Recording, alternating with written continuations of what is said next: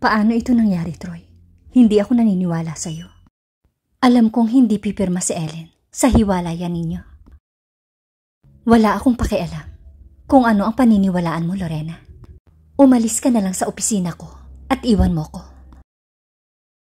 Sige, aalis ako. Pero sabihin mo sa akin kung bakit ka nagkakaganyan. Lorena, please.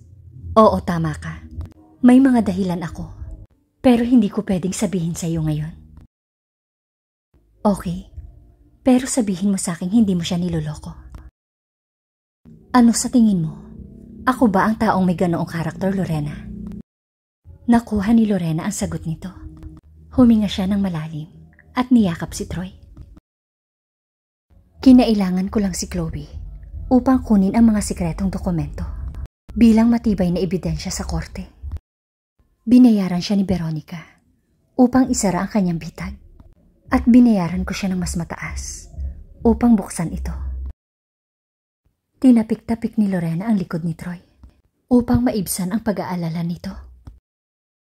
Nang sandaling iyon, tumunog ang telepono ni Troy sa kanyang bulsa. Sir, nakuha na namin ang will. Napatayo si Troy sa kinauupuan niya sa pagkagulat. Hindi niya inaasahan ang magandang balita sa oras na ito. Magaling. Sana walang ibang makaalam nito. Sir, wala kayong dapat ipag-alala. Sinigurado kong natakpan ko ng mabuti ang mga truck. Pero may mas malaking problema dito. What? Sir, ang testamento ay ginawa para kay Ma'am Ellen bilang tagapagmana ng lahat ng ari-arian ng kanyang lolo. Pagkatapos matupad ang dalawang kondisyon. Ang una ay dapat siyang umabot sa edad na 24. Ang pangalawa ay kung mananatili siyang walang asawa hanggang sa edad na 24. Ngunit pinakasalan mo na siya. Kung ganon, ayon sa testamento, ay ikaw ang kanyang tagapag-alaga hanggat siya ay kasal sa'yo. Ano ang ibig mong sabihin? Sir, si Veronica ay panganay na anak ni Arnold Tuason. Hinahabol niya si Ma'am Ellen, hindi dahil sa'yo, kundi dahil sa testamento. Sir, nakarating na sa kanya ang balita ng hiwalayan ninyo. Ibig sabihin, legal ng inangkin ni Ellen ang lahat ng pag-aari niya. Anong ibig mong sabihin? Wala akong nakikitang problema doon. Sir, malaking problema po ito. Hanggang sa panahong kasama mo siya bilang asawa, hindi maaaring hawakan ni Veronica kahit isang hibla ng buhok niya dahil ikaw ang kanyang tagapag-alaga. Ngunit oras na maghiwalay kayo, pwede nang gawin ni Veronica ang lahat ng kanyang pagtatangka upang makuha ang ari-arian na yon. Ang ibig mo bang sabihin ay pwede niyang pilitin si Ellen na pirmahan ang mga papeles ng property? Hindi, sir. Sana ganun lang kasimple. Alam ni Arnold Tuason kung gaano kabaliw si Veronica. Kaya nilinaw niya sa kanyang testamento na ang kanyang mga ari-arian ay hindi mapupunta dito. Maliban kung ano? Maliban na lang kung ito ay idiniklara na wala ng bisa o kung si Ma'am Ellen ay wala na. Ang lahat ay posibleng makuha ni Veronica kung wala na ang tagapagmana o wala nang maghahabol. Ang ibig kong sabihin ay nasa panganib ang buhay ng iyong asawa. Para mawala si Ma'am Ellen, susubukan ni Veronica na patayin siya. Hindi makapagsalita si Troy. Humigpit ang hawak niya sa telepono habang nagdudurog ang kanyang puso. Saka iisip na may nagtatangkang manakit sa asawa niya. Sigurado ka ba? Yes, sir. Hindi lang ito. 24 years back, sinubukan niyang patayin si Ma'am Ellen kasama ang kanyang ina sa isang car accident. Buti na lang at may nagligtas kay Ma'am Ellen. Hanggang sa ilang buwan na ang nakalipas, hindi man lang nalaman ni Veronica na nakaligtas si Ma'am Ellen. Ngunit nang malaman niya ito, ay nasa ilalim na siya ng iyong pangangalaga. Pagkatapos niyang ibaba ang tawag, hindi na nag-aksaya si Troy ng isang segundo para tawagan ang kanyang personal investigator na kinuha niya para bantayan si Ellen. Nagpa siya ang tadhana na laruin ang kapalaran dahil hindi sinagot nang nasa kabilang panig ang kanyang tawag. Sumisigaw ang puso niya sa pagkadismaya. Naisuntok niya ang kanyang kamao sa pader. Pilit siyang pinapakalma ni Lorena, ngunit wala itong silbi. Ipahanda mo ang helicopter. Bilisan mo. Nagulat si Lorena, ngunit agad din niyang sinunod ang utos nito. Kahit minsan, ay hindi pa niya nakitang ganito kagalit si Troy. Ang kanyang pagkahalimaw ay nagising sa mahimbing na pagkakatulog. Sa isang huling suntok sa salamin, nagmumura siyang nakatingin sa basag niyang refleksyon, habang ang dugo ay umaagos sa kanyang mga kamay. Kapag hinawakan mo, kahit isang hibla ng buhok niya, Veronica, at isinusumpa ko sa aking buhay, nababaliin ko ang bawat buto sa iyong katawan. At dahil ginising mo ang pagkahalimaw ko, hindi ako titigil hanggat hindi ko nakikita ang aking asawa na ligtas sa tabi ko. Takot ang unang pagkakataon na naranasan ni Ellen nang sinubukan niyang tumayo sa kanyang mga paa at ngayon ay tumutulo ang kanyang luha. Ito ang unang takot na nalampasan niya pagkatapos ng maraming kabiguan.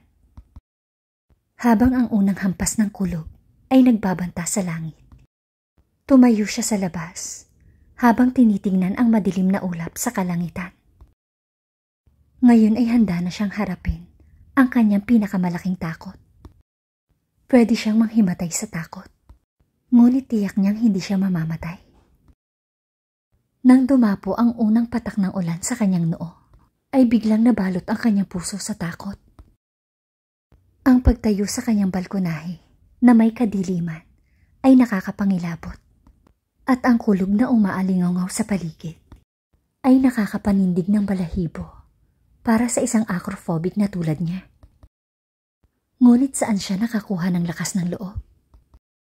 Ang kanyang kamay ay lumipat sa kanyang tiyan upang paghinhawahin ang kanyang nararamdaman. Huwag kang mag-alala, my little angel. Nandito lang si Mami para protektahan ka. Ang isa pang kulog ay nagpanginig sa kanyang buong katawan. Ang kanyang kaloob-looban ay sumisigaw sa kanya na pumasok na sa loob at magtago sa loob ng isang kabinet, tulad ng karaniwan niyang ginagawa. Ngunit pagkatapos masira na kanyang sarili dahil sa narinig na balita, gusto niyang patatagin ang kanyang sarili. Naputol ang kanyang pag-iisip nang dumapo ang kanyang mga mata sa isang anino ng tao na nakatayo sa likod ng frame ng bintana ng kanyang silid. Mag-isa lang siya sa bahay, kaya sino ang nandoon? At sa kanyang pagtataka, hindi gumagalaw ang anino at parang naramdaman niya ang matinding titig ng tao sa kanya. Nakalimutan na niya ang mga patak ng ulan na bumabagsak sa kanya. Mabagal siyang humakbang patungo sa frame ng bintana para tawagin si Jake. Jake, ikaw ba yan? Hindi na siya nakapagsalita nang biglang namatay ang mga ilaw at doon niya napagtanto na may mali. Nang maisip niya ang lahat, nakaramdam siya ng pagkabalisa at nanlamig ang kanyang mga kamay. Huminto ang kanyang paghakbang at takot ang kanyang naramdaman.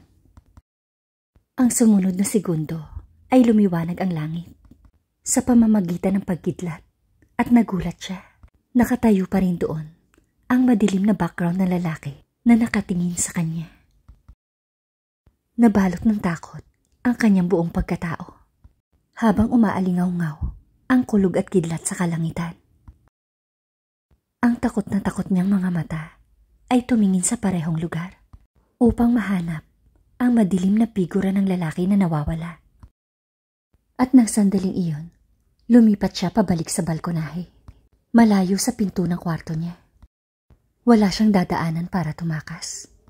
Siya ay nakatayo sa unang palapag at walang malapit na daan para siya ay makalabas. Hindi niya matukoy kung hallucination ba ito o talagang may nakatayo doon. Baka pinaglalaruan lang siya ng isip niya. Nasa loob ang telepono niya at hindi niya matawagan ang sinuman. Ang buong bahay niya ay sarado. Kung sakaling may nakapasok na magnanakaw, mas makakabuting hindi siya pumasok sa loob.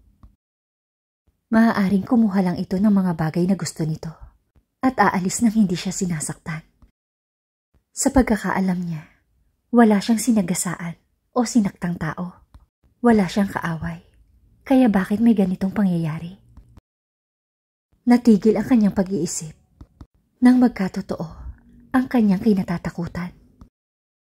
Nakabukas ang pinto ng kwarto niya at dinadaluyan ng hangin ang kortina. Sa harap ng pinto ay nakatayo ang isang tao na nakatakip ang mukha at nakasuot ito ng itim. At dahil doon ay napasigaw siya sa takot. Kasabay ng kulog at kidlat, ang tao ay nagsimulang gumalaw patungo sa kanya at ang kanyang mga hakbang ay umatras. Anong gusto mo? Nagawa niyang magtanong ng malakas upang mailabas niya ang takot. Ang katahimikan sa panig ng lalaki ay nakakamatay, tulad ng kanyang sitwasyon. Ellen, lakasan mo ang loob mo. Ito ay isang tao lamang na katulad mo, kaya huwag kang magpapadala sa takot.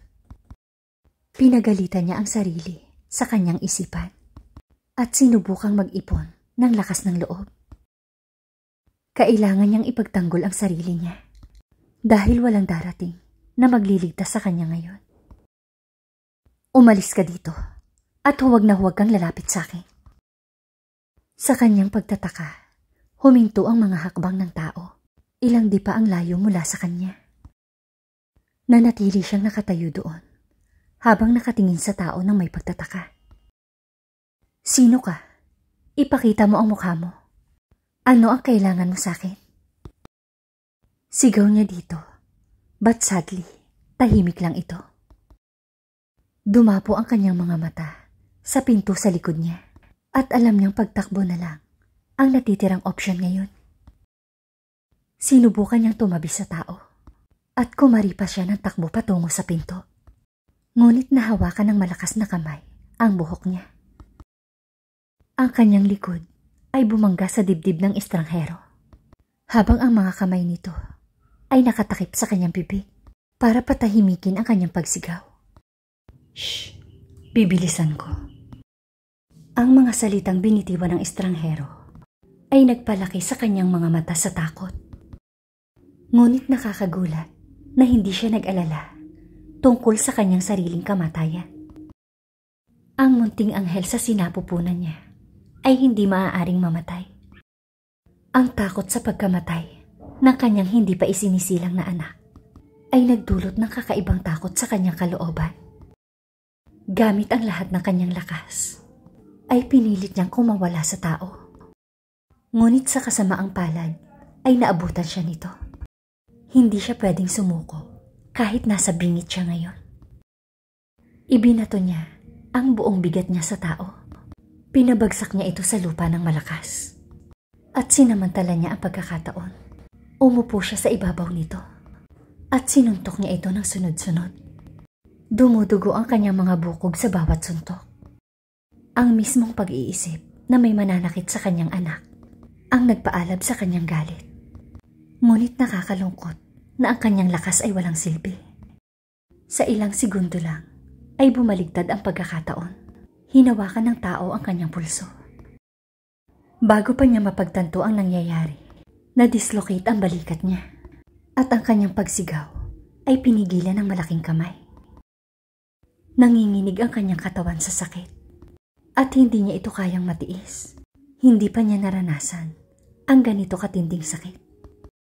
Nang humina ang kanyang mga pagsigaw dahil sa pagod, binitawan nito ang braso niya at bumagsak ito sa gilid niya na tila pagod na pagod.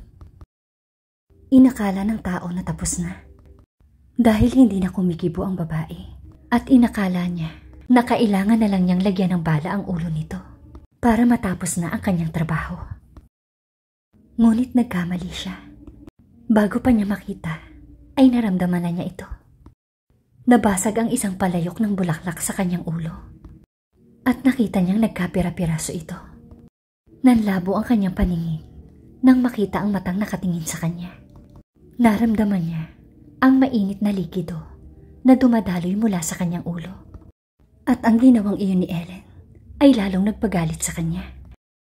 Walang hiya kang babae ka. Mamamatay ka. Sa pamamagitan nito, hinawakan niya ang lalamunan ni Ellen sa isang nakakamatay na paghawak at itinulak niya ang ulo nito sa lupa.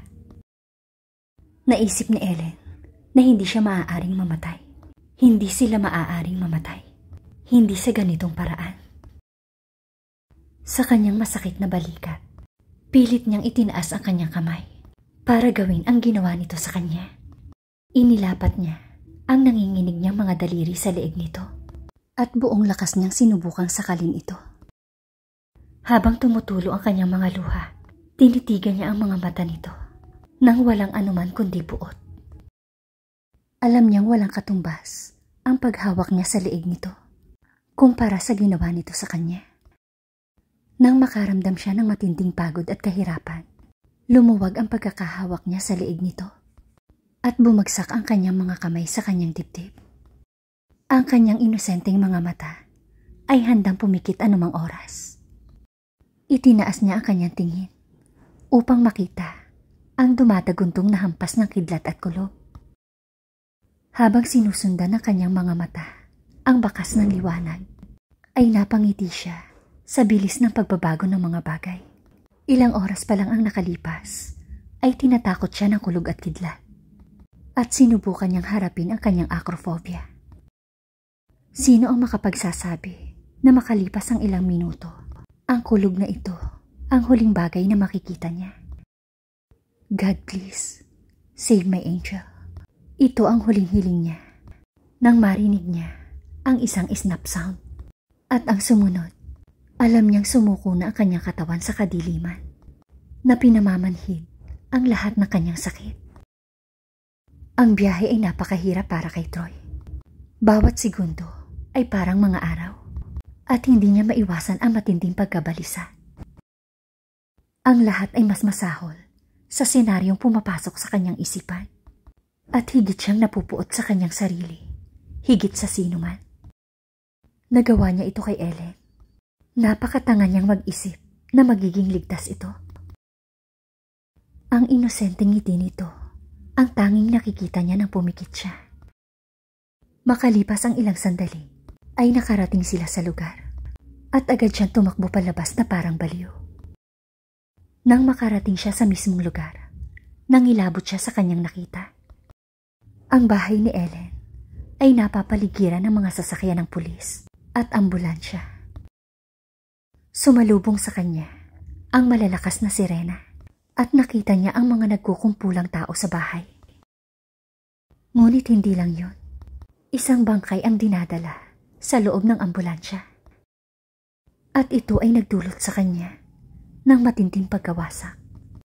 Hindi ito pwedeng mangyari. Hindi siya pwedeng maliit ng dating. Hindi siya makahakbang. Nanlalamig ang kanyang mga kamay. Inilagay niya ang kanyang kamay sa bubong ng kotse bilang suporta. Nandito na si Mr. Lacerna. Umatras kayong lahat. Isang pulis ang nag-anunsyo na nagpagulo sa mga press reporter. May mga ilaw na kumikislap sa kanyang mukha habang siya ay nakatitig sa kawalan. Anong masasabi mo dito, sir? Sir Troy, nakipag-ugnayan ba kayo sa dati niyong asawa?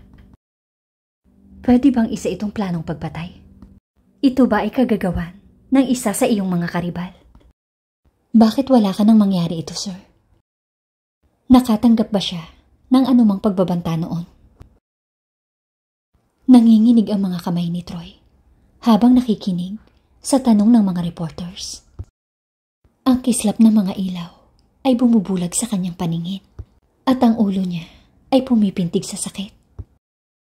Please step back. Move. Hinila siya papasok ng isang pulis at dinala siya sa loob ng bahay at inalok ng isang basong tubig. Mr. Lacerna, please calm down.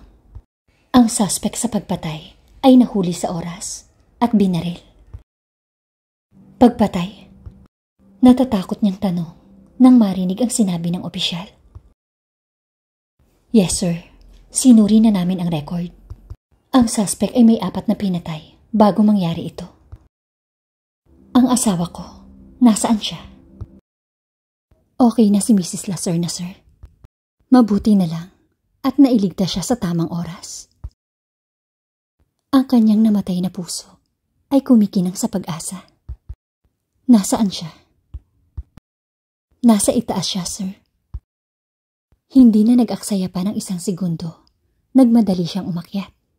Ang kanyang mga binti ay humakbang ng napakalaki habang siya ay tumatakbo sa pagmamadali. Napuno ng kaginhawahan ang kanyang loob nang marinig ang sinabi ng pulis. Hindi makapaniwala ang kanyang mga mata.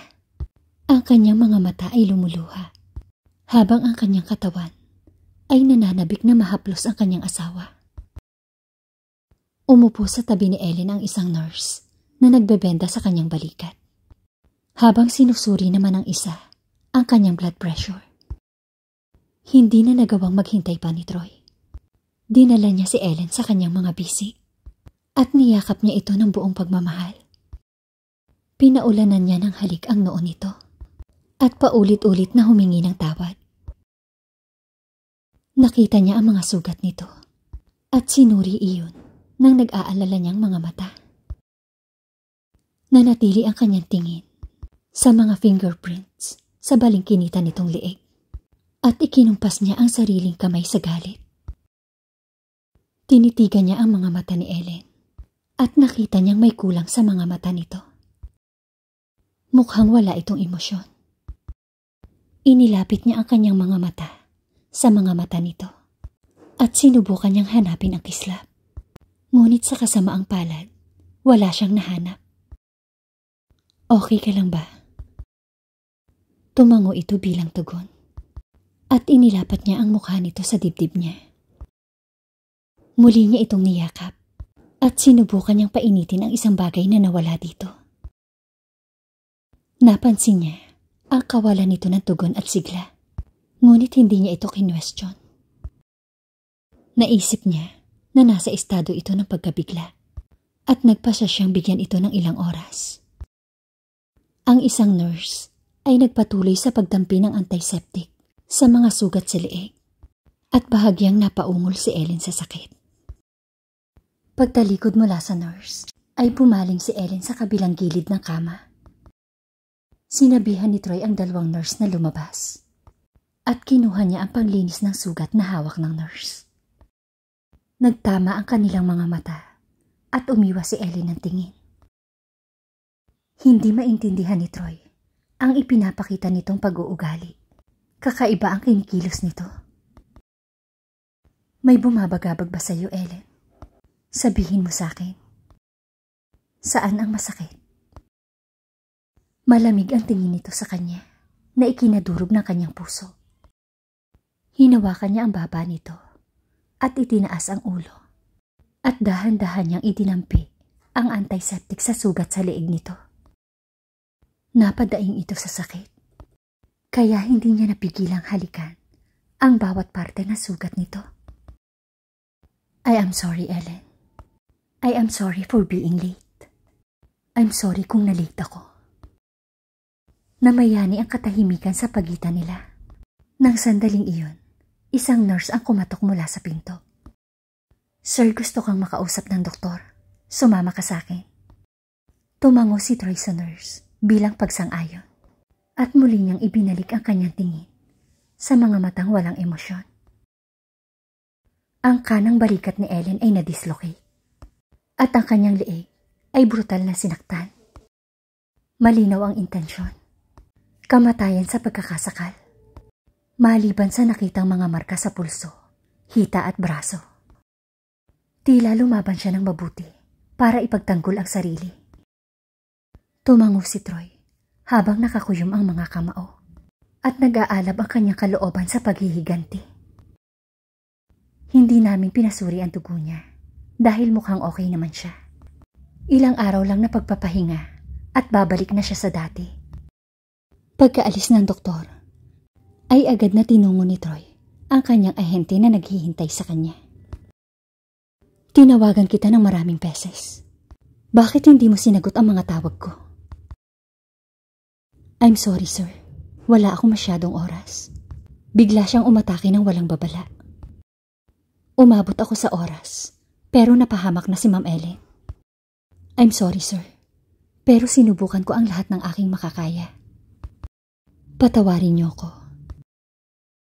Isang trabaho lang. Isang trabaho lang ang ibinigay ko sa'yo at hindi mo kinaya. Sir, patawarin niyo po ako. Nagpa siya si Troy na patawarin ito. Dahil kung tutuusin, nailigtas nito ang buhay ng kanyang asawa. Anong nangyari? Kaninang umaga ay parang nagkasagutan sina Ma'am Ellen at Jake. Nang umalis si Jake, ay parang nanlumo si Ma'am Ellen pagkatapos noon. Tapos bandang 7:00, biglang namatay ang ilaw. Nagtaka ako dahil sa bahay lang niya patay ang ilaw. Kaya alam kong may mali. Tapos pumasok ako at nakita kong sinasakal si Ma'am Ellen. Pinaputukan ko siya kaliwat kanan. At noon nawala ng malay si Ma'am Ellen. Nakuha ko ang kanyang data tulad ng inaasahan. Isa siyang upahang mamamatay tao. Inupahan siya para patayin si Ma'am Ellen. Si Veronica ba ang dahilan ng lahat ng ito? Yes, sir. Susubukan niya ulit ito. Kaya gusto kong may 2 guard na nakatalaga sa labas ng kwarto ni Ellen at 4 na gwardya na magbabantay sa pinto at 7 para sa backup. Yes, sir. Nang bumalik si Troy sa silid, nakita niyang mahimbing na natutulog si Ellen. Sa tabi nito ay nakaupo ang isang nurse na may hawak na bandage. Sir, ang kanyang bandage ay dapat palitan. Pero nakatutok ang mga mata niya kay Ellen habang nag-uutos sa nurse. Iwan mo sa mesa. Ako ang gagawa. Pwede ka nang umalis. Tumango ang nurse at nagmamadaling lumabas ng kwarto. Dahan-dahan siyang humakbang palapit kay Ellen. Umupo siya sa tabi ng kama at tinitigan ito ng may pananabik. Bumigat ang dibdib niya habang tinititigan ang natutulog na asawa. Sinundan niya ng tingin ang lahat ng sugat sa katawan nito, ang marka sa pulso nito, at ang marka ng malupit na kamay sa leeg nito. Bumaba ang kanyang tingin at inangat niya ang laylayan ng palda nito. Nagdilim ang kanyang mga mata nang makita ang malaking pasa sa hita nito. Naikuyom niya ang kanyang mga kamao sa bedsheet at sinubukang pigilan ang kanyang galit. Tinunto niya ang hita nito na parang balahibo nang maramdaman niya ang bahagya nitong paggalaw. Hinila nito pa itaas ang kubrekama na nakatakip sa binti. Anong ginagawa mo dito? Ang kanyang boses ay malamig at paos. Sinalubong ng mga mata ni Troy ang galit nitong mga mata. Ang mga mata nito ay hindi niya nakita sa nakalipas na 4 na buwan. Kumalat na parang apoy ang balita sa kanilang hiwalayan at sumabog ang balita tungkol sa kanila ni Chloe. Kailangan ko ba ang permiso mo para bisitahin ka? Nag-igting ang panga ni Ellen nang marinig ang sagot ni Troy. Ngunit tumanggi siyang sumagot. Tumalikod siya upang subukang muling matulog nang hawakan nito ang kanyang pulso. Bitawan mo ang kamay ko, Mr. Lacerna. May kung anong kumislap sa mga mata ni Troy nang tumanggi ito. Hindi niya ito binitawan. Sa halip, mas humigpit ang hawak niya. Panandalian lang ang pasensya ni Ellen. Hindi niya pwedeng tiisin ang mood swings ng lalaking ito. Hindi ito pwedeng bumalik na lang at umasal na parang ayos lang ang lahat. Sabi ko, bitawan mo ang braso ko, Mr. Lacerna. Isigaw mo ang lahat ng gusto mo dahil sa huli, alam mo rin kung paano ko ito isasara. Bumaba ang mata ni Troy sa labi niya at alam niya kung ano ang gusto nito. Iniiwas niya ang kanyang tingin at tinanggihang makita ang mapagmahal nitong mga mata. Pagtingin niya sa ibaba, ay nakita niyang nakahawak pa rin ito sa kanyang pulso habang naglalagay ng ointment sa kanyang mga sugat. Sinubukan niyang igalaw ang kanyang mga binti. Ngunit pinigilan nito ang kanyang mga hita sa paggalaw. Huwag kang malikot. Ilang beses ko bang sasabihin sa'yo na bitawan mo ko? Umalis ka na, Troy. Ang biglaang pagsabog ng galit ni Ellen ay nagpaatras kay Troy. I'm really sorry, Ellen. Alam kong galit ka sa akin at yun ang nararapat. Pero may dahilan ako. Umalis ka na. Hayaan mo sana akong magpaliwanag. Sabi ko umalis ka na. Hindi ko kailangan ang paliwanag mo, Troy Lacerna. Isipin mo ang iyong mga salita, Ellen. Dahil ayaw ko kapag may hindi gumagalang sa akin. Lalo na ang asawa ko. Asawa mo? O ang iyong dating asawa, Mr. Lacerna? Ang asawang pinaglaruan mo sa lahat ng oras. Ngayon, mas makakabuti kung iiwan mo akong mag-isa. Gaya ng ginawa mo noon. Dahil wala akong balak makinig sa mga paliwanag mo. Napapikit si Troy sa kawalan ng pag-asa. Ginawa ko lang ito para sa iyong kaligtasan. Alam kong hindi ka maniniwala sa akin. Pero, kaligtasan ko. Sumabog na ang balita, Troy Lacerna. At hindi ko kailangan ang kaligtasang sinasabi mo. Kaya kong alagaan ang sarili ko. At hindi ko kailangan ang peking concern mo.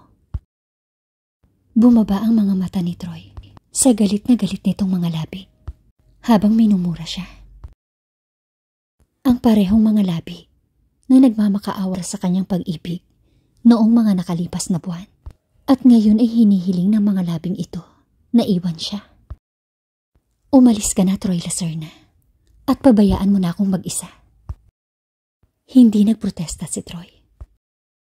Namumuo ang galit sa kanyang mga mata nang huli siyang tumingin dito bago tumalikod. Kung kaya kitang mahalin, kaya din kitang kamuhian. To the point na nagmamakaawa ka na. Mainit na luha ang kumawala sa mga mata ni Ellen nang makitang lumabas si Troy ng silid. Sapagkat hindi na siya maluloko ng sino man ngayon. Hindi niya kailangan ang sino mang magsasabi sa kanya kung ano ang halaga niya. Ang halaga lang ay malalaman kapag ito ay nawala. Ang mga paa ay pinapahalagahan lamang kapag ito ay nabali. At ang pag-ibig ay pinapahalagahan lamang pagkatapos mong magalit. There's not much to do when all I can. Thank you guys for listening and watching.